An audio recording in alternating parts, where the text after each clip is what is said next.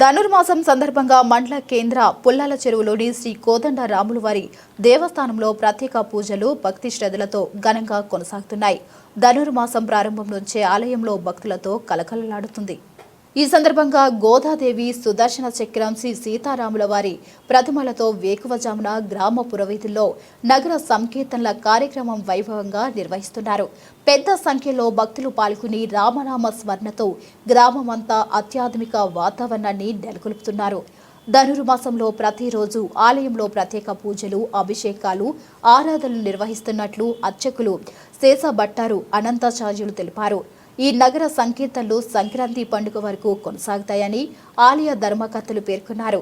ఆలయ ధర్మకర్తలు కొర్లగుంట జానకి రఘు, మండల ఆర్య వైశ్య సంఘ అధ్యక్షులు గోపవరపు వెంకట గురునాథం మాట్లాడుతూ ధనుర్మాసంలో వైష్ణవ సంప్రదాయం ప్రకారం ఈ ప్రత్యేక పూజలు నిర్వహించడం ఆనవాయితీగా వస్తుందని తెలిపారు.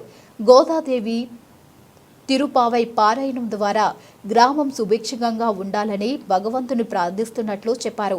ఈ నెల 30వ తేదీన ముక్కోటి ఏకాదశి సందర్భంగా ఆలయంలో ఉత్తర ద్వారం దర్శనం ప్రత్యేక పూజలు నిర్వహించనున్నట్లు ఆలయ నిర్వాహకులు తెలిపారు. ఈ కార్యక్రమాల్లో గ్రామస్తులు, భక్తులు పెద్ద సంఖ్యలో పాల్గొని పూజల్లో భాగస్వాములయ్యారు.